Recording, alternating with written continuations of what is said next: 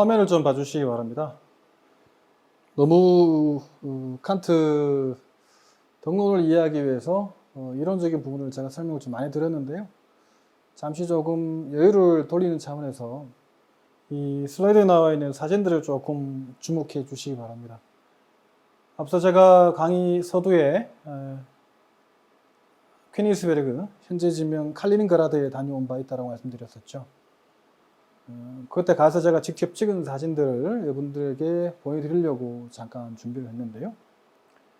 거기 가시면 이제 이 칸트 섬이라고 되어 있습니다. 칸트 섬이 되어 있고 이 화면에 나와 있는 것처럼 이게 이제 대성당입니다. 이 대성당 안에 여기서 보시는 부분이 2층, 3층, 4층, 5층이 있는데 이 부분이 다 칸트 박물관입니다. 러시아어로 돼서 처음에 찾기를 제가 힘들어가지고 애매했었는데요. 이게 이제 이 박물관이라는 러시아 박물관 입구가 이렇게 생겼어요. 그래서 제가 사실은 이 부분을 쉽게 못 찾고 항상 그 성당 내부를 계속 맴돌다가 도대체 박물관이 어디 있는 거지라고 한참은 돌아다닌 이후에야 여기를 발견해서 올라갈 수 있었거든요. 올라가는 그 입구가 좁을 뿐만 아니라 계단이 이렇게 이제 그 꽈배기 형태로 되어 있어가지고 올라가다 보면 정말 뭐 그렇게 클까 하던 고민이 있었는데 가보니까 뭐 2층부터 해서 3층, 4층, 5층까지 쭉 있습니다. 그러다 보면 이제 칸트가 외출을 할 때 입었던 옷들이 이렇게 전시가 되어 있고요. 한층 더 올라가면 칸트 무상이 있고요. 그뿐만 아니라 당시에 칸트와 필적할 만한 당시 철학자들도 동상 형태로 있었고요. 그 다음에 칸트 관련된 이 그림들. 그래서 여기 보시면 이 3층이었던 걸로 기억이 나는데 칸트에 관련된 어떤 이 자료들이 사실은 어떻게 보면 이 DP 자체가 사실 그렇게 좀 뛰어나다고 볼 수는 없습니다. 너무 이렇게 좀 이렇게 한 군데 모아놨다는 느낌이 들 정도 되게 좀 안타까움을 좀 제가 가졌었던 적이 있긴 한데요. 그래서 칸트의 일상을 좀 놓고 보면 늘 점심 식사를 오래 했다라고 전해지고 있거든요. 그러면서 사람들과 보통 기본적으로 한 2시간 정도의 식사는 했다고 합니다. 그래서 많은 사람들과 식사도 하고 차도 마시면서 이런저런 얘기를 나눈 모습의 어떤 그림들. 그 다음에 대성당 안에 있는 이 부조입니다. 부조. 당시 퀘니스베르그 대학의 뭐 유명한 학자들 그래서 여기 보시면 뭐 잘 안 보이실 텐데 마틴 크누첸 다음에 임마누엘 칸트가 있습니다. 이 부분을 좀 보시면 역시 그래도 당시로서는 칸트라는 사람이 참 어떤 이름 있는 저명한 학자였구나라는 사실을 알 수가 있고요. 현재 가보면 제가 이따가 뒤에 제가 보여드릴 텐데 이 대성당 이쪽 편 뒤쪽에 보면 칸트 묘서가 있고요. 원래는 이 부분은 이렇게 해서 퀘니스베르 대학이 있었습니다. 그 바로 옆에 김나줌이 있었고요. 현재로서는 이제 전쟁의 폐후로 인해서 사라지고 없고 그 터만 남아 있습니다. 하여튼 오히려 사진을 통해서 봤었던 당시의 퀘니스베르그 당시의 모습이 지금 현재 러시아에 속해져 있는 그런 모습을 통해 비교해 놓고 보면 저는 개인적으로 조금 안타까움이 있었다라는 말씀을 좀 드릴 수가 있습니다. 여전히 좀 지체되어 있거나 정체되어 있는 모습이 아닌가라는 그런 생각에서 제가 드릴 말씀이고요. 그때까지는 주관적인 제 생각이니 한번 참고하시길 바라고, 이런 부분들을 통해서 제가 볼 때 오히려 관련 분야를 연구하는 한 사람으로서 참 이렇게 많은 것을 이렇게 느끼게 되었다라는 점 다시 한번 말씀드립니다. 자, 그러면 칸트 덕이론에 대한 현대적 의의를 우리가 알아보려면 결국에는 칸트 윤리학의 어떤 체계를 핵심 개념들을 통해서 좀 살펴보는 과정을 반드시 좀 거쳐야만 합니다. 좀 지난하고 어렵더라도 그 과정들에 대한 설명을 제가 지금부터 좀 드리려고 하니까 좀 집중해서 함께 고민하시면서 들어주시기 바랍니다. 자, 아까도 제가 잠깐 언급했었습니다만은 칸트 윤리학의 출발은 바로 보편타당한 도덕성입니다. 왜 도덕성이 보편타당해야 되는가? 그것은 아까도 제가 설명드렸습니다만 도덕의 무력화나 도덕의 상대주의적인 속성으로부터 벗어나고자 했다는 겁니다. 소위 진정한 의미의 도덕적 가치를 얘기할 때 칸트와 가장 많이 비교되는 사람이 아리스토텔레스죠. 그래서 아리스토텔레스는 행복의 윤리학이라고 합니다. 차이가 있다면 이런 차이입니다. 아리스토텔레스 관점에서 하게 되면 인간은 행복해지기를 원하고 행복해지고자 하면 선하게 도덕적으로 행동해야 한다. 이런 방식으로 기술될 수가 있고, 칸트식으로 하면 인간은 행복해지기 위해서가 아니라 그렇게 행위하는 것이 인간으로서 당연히 해야 할 의무이고 그 의무를 의무로서 다하는 그런 행위를 해야 한다라고 얘기하거든요. 분명한 차이가 있습니다. 왜냐하면 전자는 도덕이 행복을 달성하기 위한 하나의 수단적 의미로 전락해버린 거고, 후자의 경우에는 도덕 그 자체가, 의무 그 자체가 목적이 돼버리기 때문에 도덕이라고 하는 것이 앞서 얘기했던 것처럼 수단적 의미로 전락된 것이 아니라는 거죠. 그래서 그 자체로 의미 있거나 가치 있는 행위다라고 보는 겁니다. 그래서 도덕행위사학 정초 가운데 한 대목을 보면 그는 이제 이렇게 얘기를 하고 있습니다. 나는 원래 도덕 철학을 염두에 두고 있으므로 앞서 제기된 물음 이렇게 한정한다라고 얘기를 하면서 이렇게 얘기를 합니다. 사람들이 단지 경험적인 것이고 그래서 인간학에 속하는 모든 것들을 완전히 털어낸 순수한 도덕 철학을 다루는 것이 매우 필요하다고 생각하지 않을까 하는 물음이다. 왜 그럴까요?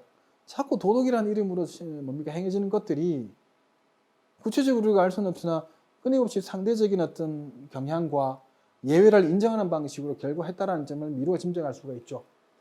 왜냐하면 그런 순수한 도덕 철학이 있어야 한다는 것은 의무와 도덕 법칙이라고 하는 이념이 모든 사람에게 공통적이라는 것만 보더라도 분명하기 때문이다. 거짓말해서는 안 된다라는 것에 대해서는 분명히 그죠?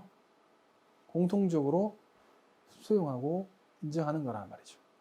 그래서 어떤 법칙이 도덕적으로, 다시 말해 어떤 구속력의 근거로 유효하려면 절대적인 필연성을 띠고 있어야만 한다는 것은 명백하다. 즉 절대적인 필연성이라고 하는 것은 그러니까 예외를 인정하지 않고 모두가 인정할 수 있는 것이어야 한다는 건데, 문제는 도덕이라는 이름으로 행해지는 것이 최소 하나 혹은 그 이상의 예외를 허용하는 상대적인 어떤 경향을 보이는 순간 그 도덕은 점점점 무너질 가능성이 높아진다는 거죠. 그런 점에서 칸트 윤리학의 출발은 보편타당한 도덕성임을 이야기하는 거죠. 그래서 아까도 말씀드렸다시피 도덕의 상대화 및 왜곡을 초래할 수 있는 윤리적인 경험주의, 예를 들면 뭐 존재의 탁월함이라든지 완전함이라든지 제가 앞서 얘기했었던 아리스토텔레스의 행복이라든지 혹은 쾌락은 선이고 고통은 악이라고 보는 헬레니즘 시기의 에피쿠로스주의라든지 더 나아가서 그런 어떤 전통에서 있는 벤담과 밀이 주장하는 공리주의적인 어떤 목적론적 윤리설이라든지 이런 등등의 윤리 이론은 윤리적 경험주의에 토대하고 있기 때문에 이런 윤리적 경험주의는 끊임없이 도덕적인 상대화나 도덕적 무력화, 왜곡을 초래할 수 있기 때문에 칸트가 바라보기에 이런 도덕은 진정한 의미의 참된 도덕이 아니다라고 보았고, 그래서 이와 같은 윤리적인 경험주의를 단호하게 거부하는 겁니다. 그런 점에서 이제는 바깥 어딘가에 있는 존재의 타고이라든지 완전함이든지 행복함을 인간이 따라야 하는 어떤 행위의 기준으로 바라보는 그런 관점으로부터 벗어나서 이제는 인간이 대상을 바라보면서 끊임없이 판단하는 하나의 자율적 주체로서 삶을 살아간다는 점에서 이제 대상 중심이 아닌 사고하는 그 행위하는 주체 중심으로서의 전환, 이것이 바로 칸트 철학에서 그 유명한 코페르니쿠스적 정해라고 하는 것입니다. 자, 그래서 칸트 윤리학의 출발은 보편타당한 도덕성이다라는 말, 이것만 좀 기억하시고요. 그 다음으로 넘어가겠습니다. 자, 이런 점에서 칸트 윤리학, 즉 더 나아가서 칸트 도덕행위사학의 덕이론을 이해하기 위한 핵심적인 키워드는 첫 번째가 선한 의지입니다. 그 다음에 의무이고요. 그 다음에 준칙과 법칙, 그 다음에 많이 들어보셨을 겁니다. 가업명령과 정업명령, 다섯 번째 자율 대 타율, 마지막이 도덕행위 상황에서 말하는 덕. 이 덕이라고 하는 것은 아레타라고 하는 이 고대 아리스토텔레스가 말하는 이 탁월함과는 좀 거리가 있는 겁니다. 그것도 나중에 제가 설명을 드릴까요? 잘 보세요. 자, 제가 좀 전에 아리스토텔레스의 윤리학을 행복의 윤리학으로 말씀드린 바 있습니다. 그걸 보시면 자 보세요. 행복해지기를 원한다면 선하게 혹은 도덕적 행동해야 한다. 이겁니다. 행복해지고자 하면 조건절에 따라서 행동하는 거죠. 그 다음에 상대적인 겁니다. 행복은 다 상대적이지 절대적 행복이라는 게 있을 수 있나요?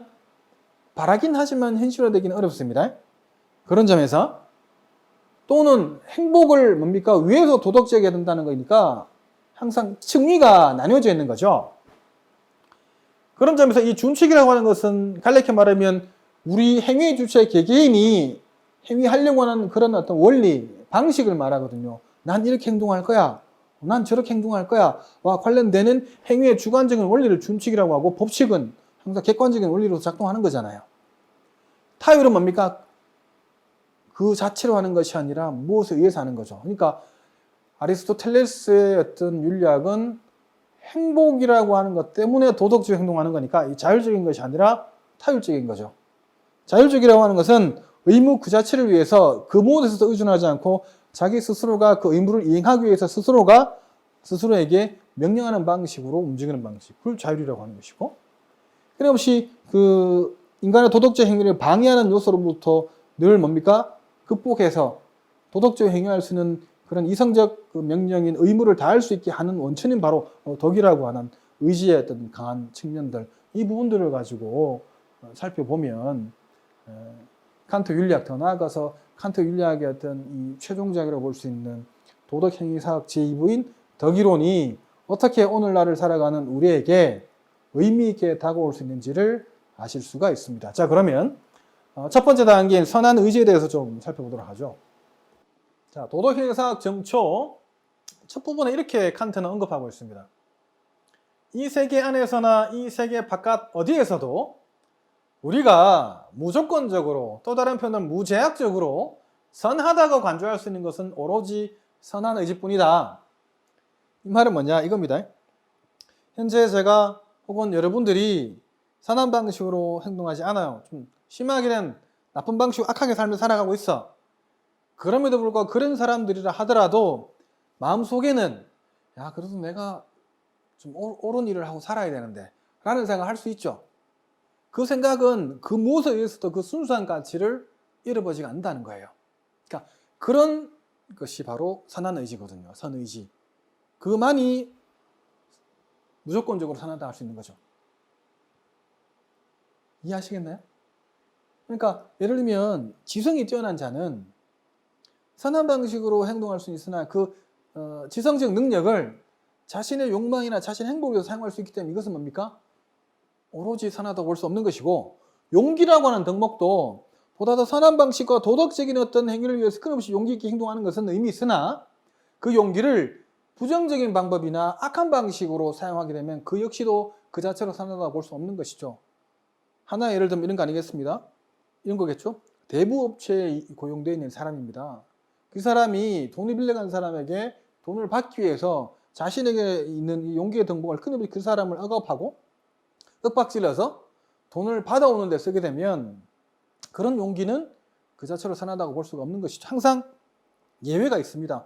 그런 점에서 놓고 보면 무조건적으로 선하다고 간주할 수 있는 것은 선한 의지뿐이다라고 칸트가 강조한 이유가 분명히 있다는 거죠. 즉 뭡니까? 이런 생각은 실제 나쁜 방식으로 혹은 비도덕적으로 삶을 살아간다 하더라도 모든 인간에게는 선하게 행동해야 되는 의지가 있다는 점을 암시하고 있는 것이죠. 그래서 인간이 도덕의 원리에 따라서 도덕적으로 행동할 수 있는 근거이자 선한 의지라고 하는 것은 칸트 윤리학에 있어서 원천적인 출발점입니다. 그러니까 실질적으로 내가 선한 방식으로 행동하지 않는다 하더라도 내가 좀 올바르게 살아야 하는데, 도덕적으로 살아야 하는데 라는 등등의 어떤 의욕, 하고자 하는 그런 어떤 생각 방식, 그것만 해도 뭡니까? 그것은 그 자체만으로도 선하다고 보는 거죠. 이해하셨죠?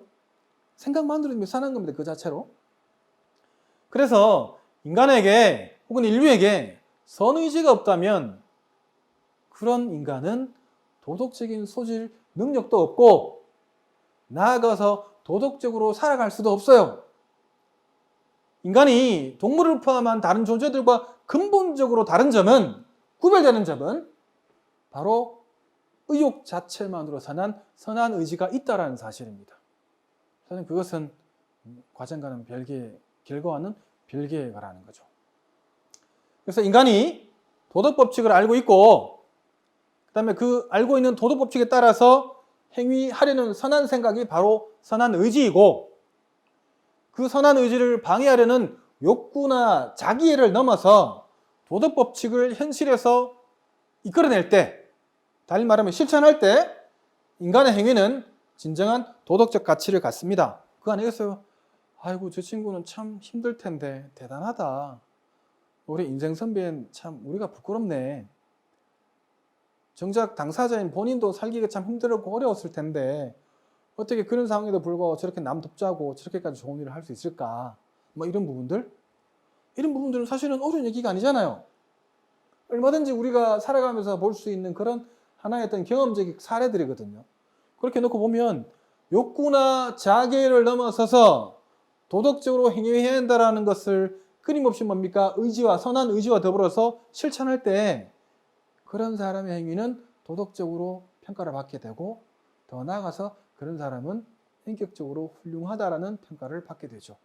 그러나 문제는 인간이 선하다 악하다라고 하는 것을 그 자체로 규명할 수도 없거니와, 인간이 늘 선하게 살아가려면 선한 의지를 토대로 늘 도덕 법칙을 실천이라는 옷을 통해서 항상 결과시키는 방식으로 살아갈 때만이, 그것도 끊임없이 지속적으로 그렇게 살아갈 때만이 가능하다라고 하는 것은 분명한 경험적 사실일 겁니다. 그 다음에 진정한 도덕적 가치 의무입니다. 의무. 마찬가지로 칸트는 실천적 비판에서 이렇게 얘기하고 있습니다. 이게 이제 의인화해서 바라보는 그런 표현이기도 한데요, 좀 재밌기도 합니다. 자, 보십시오. 의무, 너 위대하고 숭고한 이름이여. 너는 환심에 살 만한 사랑을 받을 아무런 것도 네 안에 갖고 있지 않은 채 오히려 복종을 요구한다. 그렇죠? 의무니까 해야 한다고 계속 우리 이성은 우리에게 강요한단 말이죠. 너는 아무런 위협도 하지 않으면서 법칙만을 제시한다는 거죠. 그러면 안 되지. 이렇게 해야지. 라고 끊임없이 법칙만을 제시한다는 겁니다. 이 법칙은 저 스스로 마음 안에 들어가 의지에 반하면서까지도 존경을 얻는다라고 하는 것. 그렇다고 해서 그 법칙이 언제나 준수되는 것은 아니지만, 이 법칙 앞에서 모든 경향성은 침묵하고 만다는 겁니다.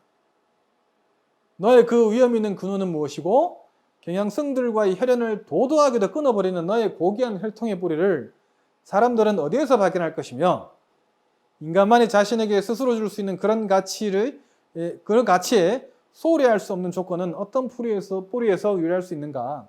그만큼 의무라고 하는 것은 그 무엇도 부인할 수 없는 진정한 의미의 도덕적 가치이고, 그래서 위대하고 그래서 숭고하다는 얘기죠. 그래서 설령 하기 싫고 거기에 반하는 행동을 할 수 있다 하더라도 의무라고 하는 그 자체에 대해서는 그 어떤 의견도 내비칠 수가 없다라는 의미에서 칸트는 실천에서 비판에서 이렇게 언급하고 있습니다. 자, 그래서 칸트의 윤리학을 또 다른 말로는 의무의 윤리학 혹은 동기의 윤리학 이렇게 얘기를 합니다. 법칙적인 윤리학, 이렇게 규범적 윤리학 이렇게도 얘기를 하거든요. 그래서 선한 의지는 욕구와 경향성이라고 하는, 아까 경향성이라는 말 나왔었죠. 장애물을 언제나 마주하고 이런 거잖아요. 내가 지금 좀 좋은 일을 해야 되는데 갑자기 또 바쁜 일을 해야 할 일이 생각이 나는 거라. 그러면 그 해야 할 일 때문에 내가 지금 올바른 일, 도덕적으로 선한 일을 해야 한다는 생각이 끊임없이 흔들려 버리잖아요. 흔들려 버린다고 하는 것이 바로 행위의 주체인 인간으로 하여금 끊임없이 도덕적인 행위를 방해하는 장애물이라는 겁니다. 장애물. 그런 점에서 그 마주침 속에서 이성의 명령에 따라서 의무를 따르려고 하는 의지를 뜻하는데, 그것이 바로 선의지다라고 하는 겁니다. 선의지. 그래서 칸트는 의무와 맞는 행위와 의무에서 하는 행위를 구분하고 있는데, 그래서 도덕행위상학 정초에는 상인의 예를 들고 있습니다. 그래서 상점 주인이 고객이 왔을 때 친절해야 한다는 것이 순수한 의미에서 친절해야 한다는 의무적 차원에서 친절하지 않고, 친절해야지만 이 고객이 2번, 3번, 4번, N번의 방문을 자신의 가게에 할 거다라는 그런 어떤 의도를 가지고 친절한 것은 의무에서 하는 것이 아니라 딱 의무와 딱 맞는 그런 경제적 차원의 행위다 이렇게 보는 거예요. 그러니까 의무에서 하는 행위는 뭘 바라고 하는 것이 아니라 그것 자체가 의무이기 때문에 행하는 것이거든요. 차이점 이해하시겠어요? 그래서 칸트는 리갈리테트, 모랄리테트 그래서 합법성과 도덕성 이렇게 얘기를 하거든요. 그러니까 법칙과 일치하느냐 아니면 의무와 일치하느냐 이렇게 보시는 겁니다. 그래서 의무에서 한 행위는 그 행위를 통해서 달성하려는 의도에서가 아니라, 그러니까 좀 전에 얘기했던 상인이 그 고객으로 하여금 또다시 자신의 가게를 방문하게 할 목적으로 한 행동이 아니라 그 행위를 결심할 때 준수하는 준칙, 내가 그래도 의무를 따라야 된다는 그런 행위의 주관적인 원리, 그 준칙에서 자신의 어떤 도덕적 가치를 갖는다라는 거예요. 내가 그래도 뭐 바라는 바 있어도 그러면 안 되지. 이거는 뭐 내가 내 이익보다는 내가 당연히 다른 사람을 친절하게 대해야 한다라고 하는 일종의 어떤 의무로서 받아들이고 또 다른 것을 의도하거나 목적에서는 안 된다라는 그런 측면을 말하는 겁니다. 따라서 선한 행위가 아까 말씀드렸잖아요. 행위의 대상이 실현되는지에 좌우되는 것이 아니라 그 행위를 할 때 내가 욕망하거나 욕구하는 모든 것들을 무시하고, 그죠? 준수하는, 하려고 한다는 의욕의 원칙에 좌우되는 거죠. 그러니까 내가 준칙, 내가 이거 할 수도 있고 저거 할 수도 있는데, 그죠? 그러니까 의무에서 한 행위는 내 준칙을 의무와 부합하는 방식으로, 즉 준칙을 하는 것이 내가 행하는 방식입니다. 내가 행하는 방식은 주관적인 건데, 내가 행하는 방식을 주관적이지만 내가 행하는 방식을 의무와 맞게 일치하도록 쓰는 건 뭡니까? 나의 주관적 원리를 객관적 법칙처럼 사용하게 된다는 의미죠. 그런 의미에서 뭡니까? 그 행위를 결심할 때 준수하게 되는 준칙 행위의 원리가, 그죠? 에서 자신의 도덕적인 가치를 갖는다, 이렇게 보는 거죠. 내 마음대로 할 거야가 아니라 내 마음대로 하되 그 내 마음대로 하는 것이 의무와 일치하면 그건 어디까지나 내 마음대로 하는 게 아니죠. 도덕적인 방식으로 행위하게 되는 겁니다. 그러니까 의무와 혹은 도덕적인 명령과 불일치하는 방식으로 행하는 것은 준칙을 어디까지나 나에게만 해당되는 준칙으로 사용하는 경우지만, 선한 의지에 따라서 의무와 합치하는 방식으로 행위하는 것은 그렇지 않다라는 거죠. 자, 그 다음에 준칙과 법칙입니다. 자, 준칙은 의지의 원리라고 하는 것. 즉, 특정한 의도, 특정 목적, 특정한 행위, 특정한 욕구의 대상 등은 행위가 지닌 도덕적인 가치와는 전혀 무관합니다. 그죠? 이런 거 쉽게 하면 도대체 뭐 때문에 그렇게 하려고 하냐라고 하는 것. 네 의도가 뭐냐? 라고 하는 것. 그 의도를 형성하려면 결국 이런 어떤 여러 가지가 생기는 거잖아요. 그러니까 이것들 자체가 행위의 도덕적 가치는 전혀 무관하는 거예요. 결국은 내가 어떻게 행위하느냐라고 하는 것. 그러니까 행위의 또 원리인 준칙만이 도덕적 가치를 가지는데, 아까 그랬죠? 보편적인 도덕성 그랬으니까 준칙이라고 하는 것은 행위를 하는 개개인들에게 적용되는, 개개인들이 만들어낸 행위 원리고, 그 행위 원리는 주관적인 원리라고 말씀드렸죠? 주관적인 원리를 갖다가 주관적인 원리에 머물지 않고 뭡니까? 보다 더 보편적이거나 객관적인 원리를 확장시키는 방식으로 사용하는 것. 그럴 때 도덕적 가치를 갖는다는 얘기거든요. 그렇다는 얘기는 준칙을 법칙처럼 사용한다는 겁니다. 밑에 나오죠? 그러니까 실천의 원칙들은 의지의 보편적인 규정을 함유하는 명제들로서 그 아래에 다수의 실천적인 규칙들을 갖는다라는 겁니다.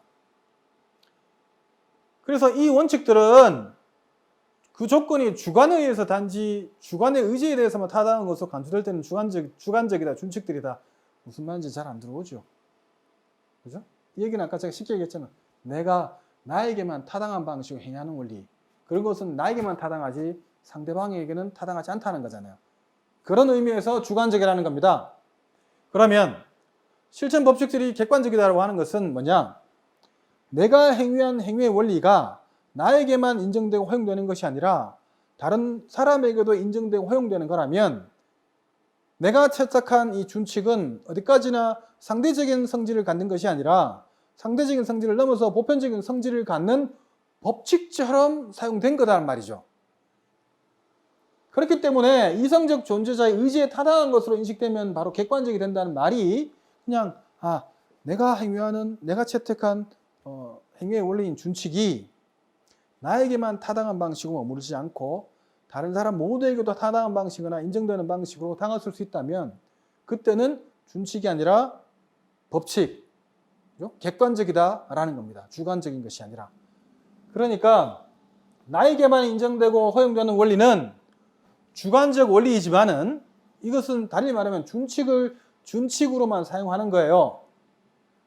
그런데 나를 포함한 모두에게 인정되고 수용되는 원리는 객관적인 원리가 될 수 있잖아요. 그런 점에서 준칙을 법칙처럼 사용한다는 겁니다. 의무를 의무로서 이행해야 되겠다는 나의 준칙은 나에게만 인정되고 허용되는 것이 아니라 다른 사람에게도 인정되고 허용되는 거니까 그때의 준칙의 사용은 주관적인 것이 아니라 객관적으로 사용하는 것이고 그 준칙은 법칙처럼 사용된 거다 말입니다. 그런 점에서 행위의 준칙만이 도덕적 가치를 가진다라고 이야기할 수 있는 것이죠. 혼동되실 수 있겠습니다만 곰곰이 한번 생각해 보십시오. 보통 우리가 현실을 살아가던 그렇게 이제 우리가 편하게 얘기하면 네 그렇게 행동하면 안 되잖아. 너 왜 그렇게 행동했어? 라고 하는 것은 어떻게 보면 그렇게 행동하는 주체는 그렇게 행동하는 어떤 준칙이 그 사람에게만 타당하고 인정되는 방식이었기 때문에 그런 거죠. 그러나 그래, 너 그때 참 잘한 것 같다 라고 그 누군가 평가해 준다면 당시에 행위 주체가 선택했던 준칙은 주관적인 것이 아니라 객관적인 것이고 준칙을 준칙으로 사용한 것이 아니라 준칙을 법칙처럼 사용했기 때문에 인정되고 통용되는 거다라는 거죠. 자, 핵심적인 개념들 잘 기억하십시오. 자, 그러니까 준칙을 준칙적으로 사용하면 어떻게 되나요? 가언적이 되는 거죠. 준칙을 법칙적으로 사용할 때는 정언적이 되는 겁니다. 자, 그것만 아시고요. 자, 그래서 인간은 늘 이성적으로만 행동하지는 않습니다. 때로는 감정과 욕망에 따라서 행위하기도 하는데 문제는 감정과 욕망이라고 하는 것이 인간의 실천 법칙을 따르고자 하는 행위를 방해한다는 거예요. 그래서 제가 아까 끊임없이 반복해서 말씀드리지 않습니까? 인간은 자연적이고 이성적이다. 그러니까 자연적 본성이 이성적 존재로서 인간의 도덕적 행위를 끊임없이 방해하는 요소로 작동되는 거예요. 자, 그러면 여기서 들 수 있는 한 가지 의문이 있을 수 있죠. 그럼 인간에게 욕망, 감정, 욕구 이런 것들은 그 자체로 나쁘다라고 볼 수 있나요? 그렇지는 않습니다. 잠이 오면 잠을 잔다거나 배가 고프면 밥을 먹는다거나 등등 기본적인 어떤 이 본능을 채우는 행위를부터 시작해서 인간의 어떤 욕망과 욕구, 정서적 차원의 어떤 접근들이 도덕적인 문제를 일으키지 않을 경우에는 그런 인간의 어떤 욕망과 욕구는 그 자체로 충분히 바람직하고 자연스러운 겁니다. 다만 이성적 존재로서 인간의 도덕적 행위를 방해하는 어떤 장애물로서 등장하게 되면 그때는 인간의 욕망과 경향성 욕구들은 부정적인 평가를 받을 수밖에 없다. 칸트는 그런 입장을 취하고 있다는 점을 기억하시면 좋겠습니다. 그래서 감정과 욕망은 그 자체로 의미도 있고 좋은 것이기도 하지만은 도덕적인 문제들과 결부될 때는 늘 문제가 된다는 거잖아요. 뭐 어때? 내 욕심처럼 뭐 어때? 나 혼자 잘 먹고 잘 살고 싶지. 그 누군가 그런 얘기할 수 있겠죠? 하지만 사실 그 생각에는 우리 모두가 함께 더불어 잘 살아서 좋겠다라고 하는 그런 어떤 뭡니까? 목소리로 항상 배치되는 거란 말이죠. 그러니까 늘 도덕적인 문제들과 결부되어 있다면 감정과 욕망은 문제가 되니까 인간의 의지는 이성에 의해서 강제되어야 한다는 거예요. 그죠? 그러니까 이성은 잘 보세요. 신기하게도 이성은 도덕적인 부분 관련해서 항상 이거 하지 마라, 저거 하지 마라, 이거 해서는 안 된다라는 금지의 형식으로 다가와요. 한번 기억을 돌려보시죠. 이성은 항상 이거 해도 됩니다, 저거 해도 된다라고 추천하는 경우를 경험하신 적이 있습니까? 참 그런 면에서는 이성은 도덕적인 부분과 관련해서는 상당히 엄격하다. 혹은 인간의 욕망과는 늘 충돌한다는 점이 참 기묘할 정도로 신기해요. 인간의 어떤 본성적 경향성이 그렇다라는 것을 우리가 부인할 수 없는 것이죠. 자, 그래서 칸트가 말하는 강제는 의지를 강제하는 것으로서 하나의 지시이고, 이런 지시를 정식화하는 것이 바로 명령이라는 겁니다. 의지를 강제하는 명령에는 두 가지가 있는데, 하나는 가언적인 것이고 또 다른 하나는 정언적인 것이다 라는 겁니다. 이게 다 연결되는 거예요. 앞서 봤었던 준칙과 법칙도 마찬가지고요. 의무, 그 다음에 선한 의지, 다 결부되는 내용이다라고 보시면 될 듯 합니다. 그래서 다는 보지 않고 위에 이것만 보겠습니다. 가언명령은 어떤 행위가 우리가 의욕하는 다른 어떤 것에 도달하기 위한 수단으로서 이에 따르는 행위는 진정한 도덕적 가치를 갖지 못하지만, 잘 보세요. 아리스토텔레스 예를 다시 한번 들겠습니다. 우리가 행복해지기 원한다면 도덕적으로 행동해야 한다. 즉 행복에 이르기 위한 수단으로서 도덕적 행위가 전락해버렸죠. 그럼 또 이렇게 됩니다. 마이클 샌델의 정의란 무엇인가에 자주 언급되는 어떤 그 사례 중에 하나가, 제동장치가 고장난 이 열차 예를 들고 있죠. 그 열차가 진행되는 방향 후에 1km, 2km 앞에 보면 5명의 인부가 일을 하고 있고, 제동장치는 현재 멈출 수가 없고 고칠 수도 없다, 기차는. 그래서 다행히도 그 전에 선로를 바꾸어서 갈 수가 있는데, 선로를 바꾸면 인부 2명이 거기서 작업을 하고 있다. 과연 우리는 이때 어떻게 해야 되냐라고 하는 도덕적 딜레마가 관련된 질문들이 많죠. 그러니까 이렇게 되는 거잖아요. 우리가 브레이크가 고장난 열차로부터 보다 더 많은 사람의 생명을 구하고자 한다면 5사람이 있는 선로로 가는 것이 아니라 2사람이 있는 선로로 우리가 열차의 진행 방향을 바꿔야 한다라고 이제 얘기가 되는 거잖아요. 그런 부분도 이제 사실은 정언적이 될 수가 없는 거죠. 왜냐하면 칸트 같은 경우에는 인간은 좀 더 다른 얘기입니다만은, 인간은 가치를 초월한 존재라고 얘기를 합니다. 그러니까 가격을 매길 수 없는 거라는 거죠. 그러니까 단순히 이 공리주의에서 말하는 양적인 차원에서 많고 적음이 인간의 존엄함을 평가할 수 없다는 겁니다. 굳이 가격을 매긴다면 등가라는 것이거든요. 그러니까 결과적 차원에서 공리주의가 말하는 5명의 생명을 살리기 위해서 2명의 생명을 희생해야 된다라고 하는 이 소수자의 어떤 이 허용, 이것은 도덕의 상대주의, 도덕의 왜곡을 초래하는 근본적인 요인이기 때문에 사실은 그것은 정언적일 수가 없어요. 도덕적이지도 않고요, 진정한 의미에서. 자, 이와는 달리 정언명령은 더 이상의 어떤 목적과는 관계없이 그 자체로 객관적이며 필연적인 것이기 때문에 우리에게 행위하도록 명령하고, 이에 따른 행위는 진정한 도덕적 가치를 갖는다라는 겁니다. 사실은 도덕적인 행위로 나가는 어떤 출발이 어렵긴 합니다만은, 그 출발을 어렵게 하는 요인들로부터 벗어나서 그런 요인들을 넘어서서 선한 의지와 더불어서 의무를 의무로서 다하는 그런 정언적 차원의 명령을 충실히 이행할 때 인간은 보다 더 뿌듯한 상태에 빠지게 되죠. 소위 그런 형태를 도덕적 행복이라고 얘기를 하거든요. 그러니까 분명한 것은 가언명령과 정언명령은 구분된다라는 겁니다. 자, 그 다음에 타율과 자율입니다.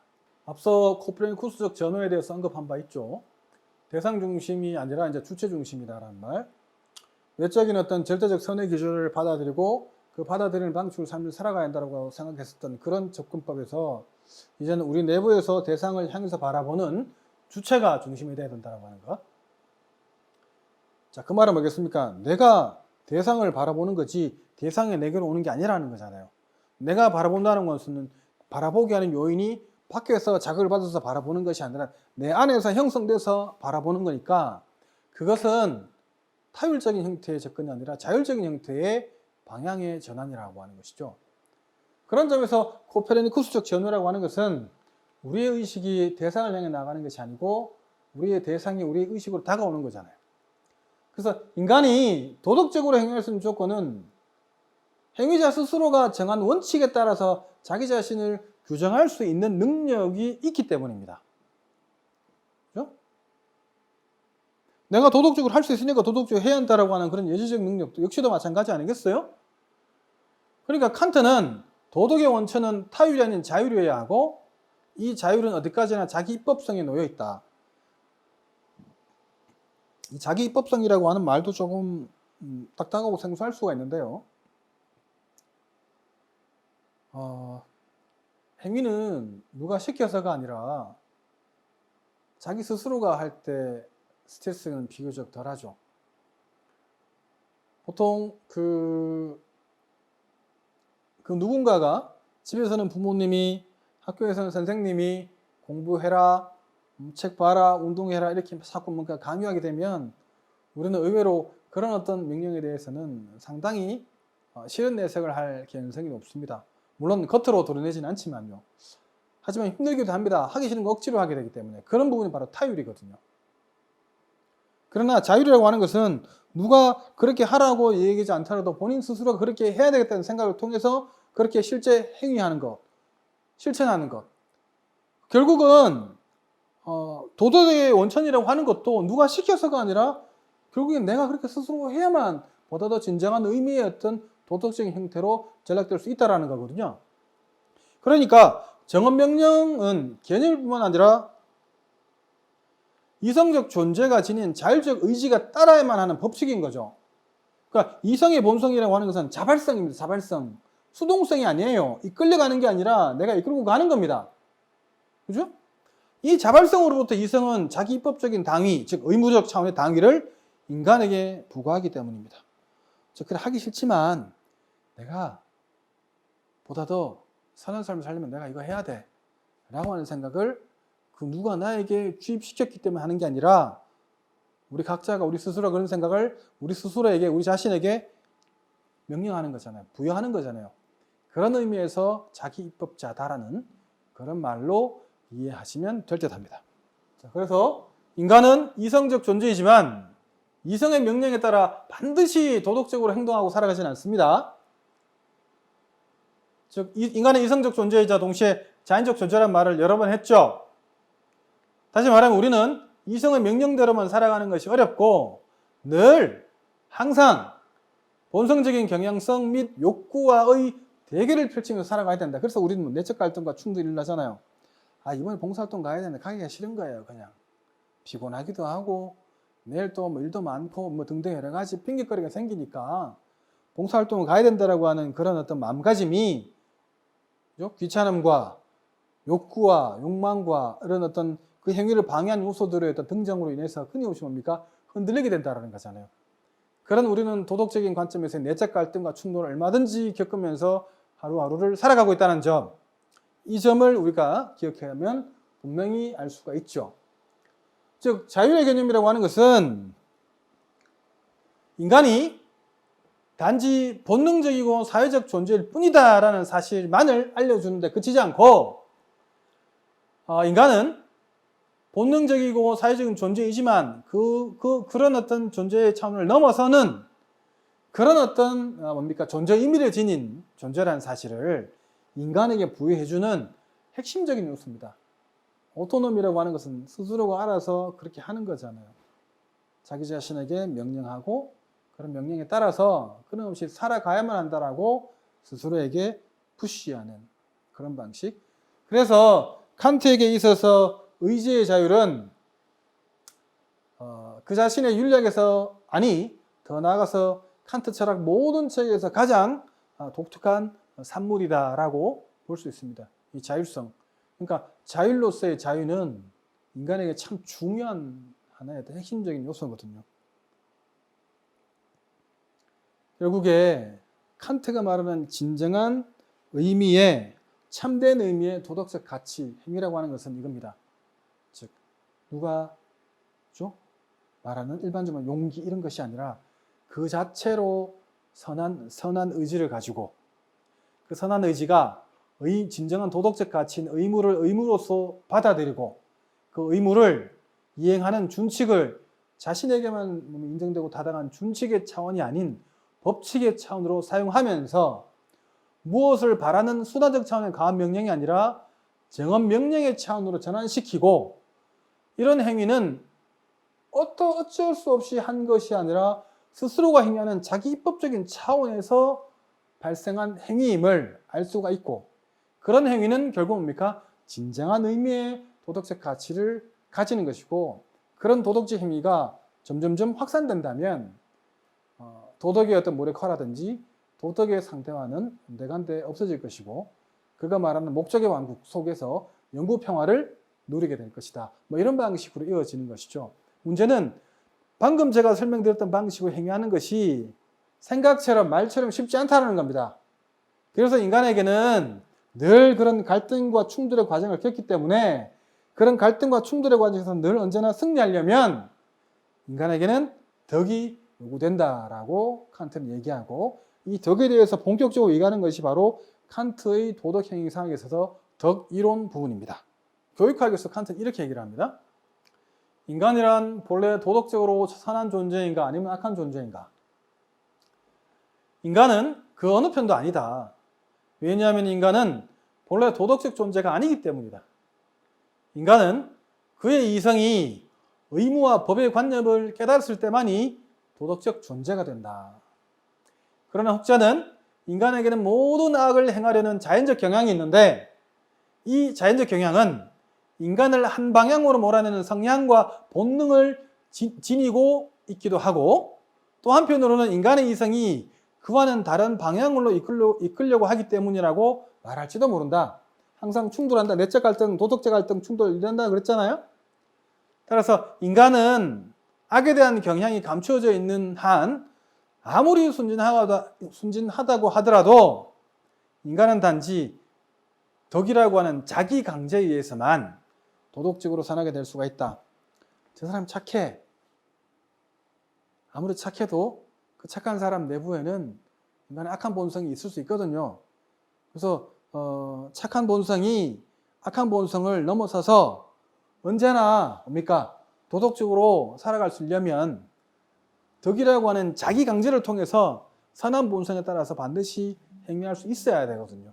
그런 점에서 도덕법칙이 정언적이다, 선한 의지가 있고 자율적이다 라고 하는 이런 형식적 차원의 얘기만을 가지고는 인간이 진정 실천적 삶의 세계에서 경험적으로 다른 사람과 관계를 맺을 때 반드시 뭡니까? 선한 방식의 도덕적인 삶을 영위하기는 어렵다. 그것이 인간이 갖고 있는 근본적인 한계라는 점입니다. 그런 점에서 덕이라고 하는 자기 강제가 오늘날 살아가는 우리에게 정말로 필요한 부분이죠.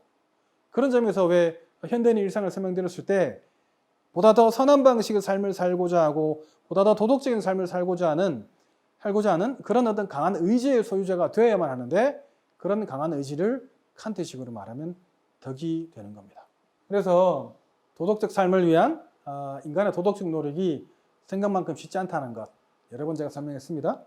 그래서 칸트는 도덕법칙에 따른 행위의 실천의 가능성을 인간의 강한 의지에서 찾고 있는데, 인간의 강한 의지가 앞서 말했던 자기 강제로서의 덕인데, 이 덕은 도덕행위상에서는 도덕적인 힘이라고 표현하고 있고, 그 다음에 자기 강제의 능력, 그 다음에 도덕행위사학 정초에서는 도덕적으로 선한 마음의 태도, 혹은 실천에서 비판은 투쟁 중에 있는 도덕적인 성향 혹은 태도를 말합니다. 그러니까 무엇과 투쟁입니까? 인간에 내재된 자연적 경영성과 욕구와의 투쟁의 그런 어떤 태도 성향을 말하는 겁니다. 그러니까 자기 강제 그만큼 더 중요한 거 아니겠어요? 결국 덕이라고 하는 것은 아리스토텔레스가 얘기했던 것처럼 끊임없이 반복을 통해서 습관화하는 그런 어떤 탁월함의 어떤 차원이 아니라, 칸트가 말하는 덕은 교육이나 지속적인 실천을 통해서 끊임없이 뭡니까? 반복될 때 점점점 뭡니까? 정도의 견지에서 보다 더 강해지는 그런 차원의 것입니다. 그래서 자기 강제 능력, 의지의 강한 힘, 이것을 칸트는 덕이라고 하고 있고, 이런 덕의 고양을 위해서 칸트는 덕 이론에서 계리론적인 물음을 가지고 덕론의 제1원리를 통해서 두 가지 종류의 덕 의무, 자기 자신을 완전하게 할 의무, 다른 사람을 행복하게 할 의무, 이 두 가지를 끊임없이 얘기하고 있습니다. 그런 점이 사실은 이 칸트 윤리학 체계 내에서 도덕 행위상학의 덕론이 차지하고 있는 위상이라는 겁니다. 훈련 없이, 적용 없이 우리가 도덕적으로 강한 사람이 될 수 있을까요? 보다 더 선한 사람이 될 수 있을까요? 글쎄요, 알 수는 없으나 인간은 그 자체로 불완전하게 태어났습니다. 불완전하게 태어났다라고 하는 것은 무언가가 결핍되어 있다는 것이고, 결핍이 되어 있다라고 하는 것은 그 결핍된 것을 끊임없이 채우려는 인간의 움직임으로 나타나게 될 텐데, 특히나 선한 방식의 삶과 도덕적 삶을 위한 결핍은 인간의 욕망과 요건에 끊임없이 무관심하게 될 겁니다. 근데 문제는 이성은 끊임없는 관심을 보일 테지만 그런 관심만으로는 인간은 행동하지 않는다라는 거잖아요. 곰곰이 생각해 보십시오. 우리가 몰라서 그렇게 못 사는 게 아니지 않습니까? 우리가 잘 알고 있지만 이런저런 이유들로 인해서 선한 방식으로 살지 않는 가능성이 더 크다는 사실이 우리에게 주는 울림이 더 크지 않습니까? 그렇기 때문에 몰라서 못하는 것이 아니라 알고도 안 한다라면 이제는 알고도 얼마든지 할 수 있는 강한 의지의 소유자로 뭡니까? 바뀌어야 할 지점에 이르르다는 거죠. 그런 점에서 칸트의 도덕행위 사회의 덕론이 우리에게 알려주는 것은 자기 강제의 어떤 능력의 소유자로서의 어떤 의지의 힘, 이것을 가지고 피로 사회에서 하루를 살아가는 현대인들의 삶을 보다 더 도덕적으로 선한 방식에 지탱해질 수 있다는 점, 그런 점이 바로 그 의의가 아니겠는가라고 말씀드릴 수 있습니다. 다만 칸트가 말하는 덕은 그 자체로 태어나면서 갖고 있는 것이 아니라는 점을 분명히 기억해야 합니다. 근데요, 이 한 가지 사실은 있습니다. 남을 돕는 행위를 지속적으로 하다 보면 자율적으로 정명에 따라서 보다 더 의지가, 덕이라고 하는 자기 강제가 점점점 정도의 경제에서 강해지지만 어느 순간에서부터인가 그런 행위를 하지 않으면요, 강했던 의지도 점점점 줄어듭니다. 이것이 인간의 일반적인 어떤 모습이지 않나 싶네요. 그래서 도덕행위사학은 이렇게 됩니다.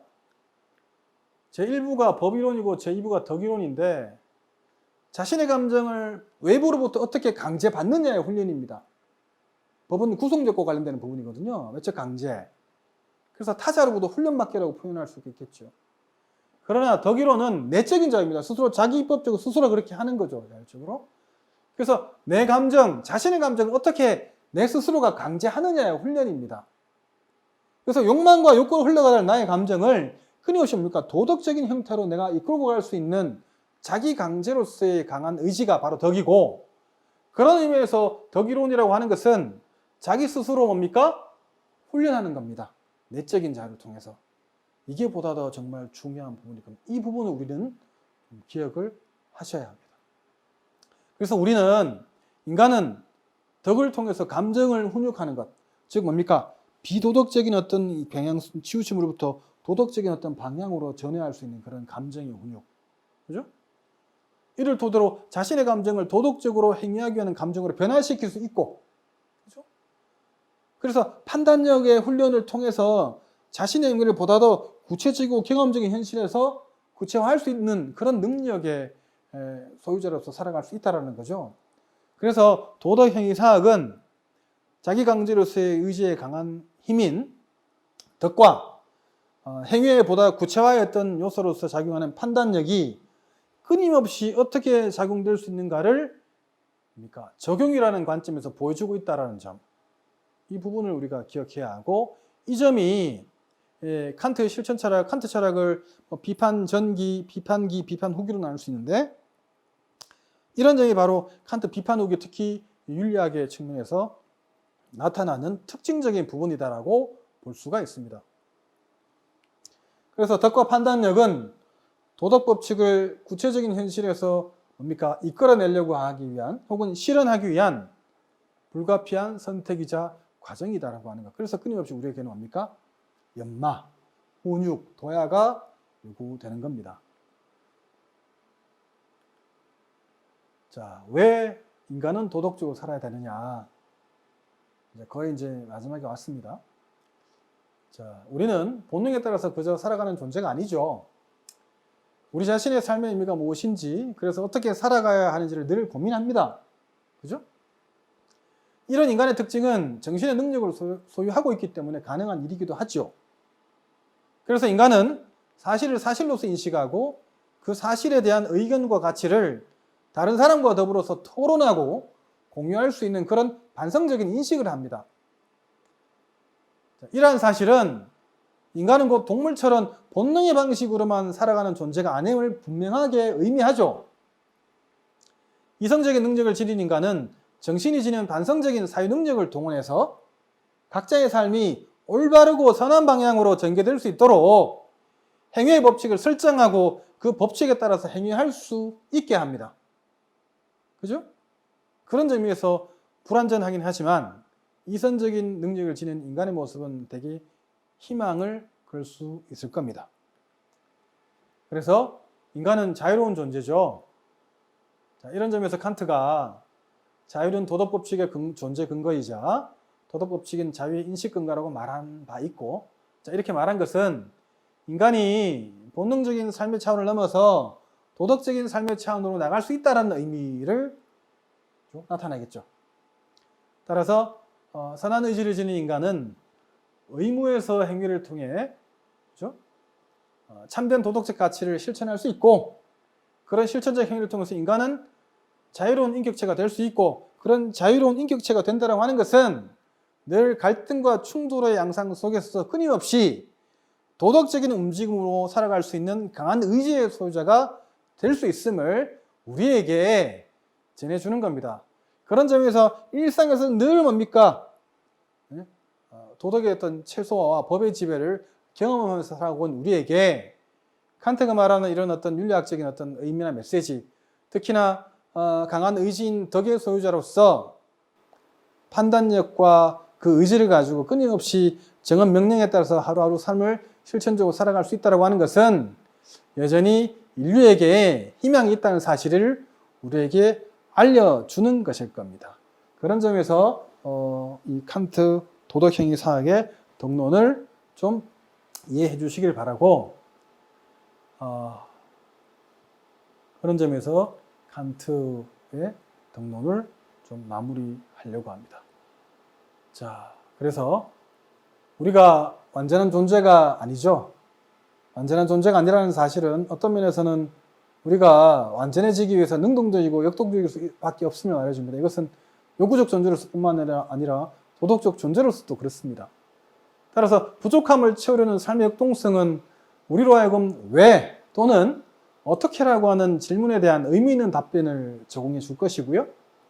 또한 이런 인간의 삶의 태도는 진정한 자유인의 모습이라고 우리는 말할 수가 있을 겁니다. 그래서 불완전하고 유한한 인간에게 도덕성은 우리 모두에게 최고의 목표가 될 수 있습니다. 따라서 인간에게 도덕성은 자신의 인격성을 보다 더 높일 수 있는 유일한 토대이고, 이런 도덕성을 바탕으로 우리는 도덕적으로 더 완전해질 수 있기 때문에 이제는 내적 자유를 통한 자기 강제로서의 어떤 이 덕의 소유자가 되어야 한다는 사실을 우리를 모두 공감할 수 있었으면 합니다. 이런 점에서 칸트의 어떤 윤리학적 측면, 특히나 칸트의 덕이론이 오늘날 살아가는 우리에게 전해주는 메시지는 분명합니다. 알면 행위해야 합니다. 자기 강제로서의 어떤 측면을 가지고 그것도 지속적으로 도덕적인 완전성을 향해서 우리는 끊임없이 나가야 한다는 점을 잊어서는 안 될 것입니다. 자, 부족하지만 오늘 강의는 여기서 마치도록 하겠습니다. 수고하셨습니다.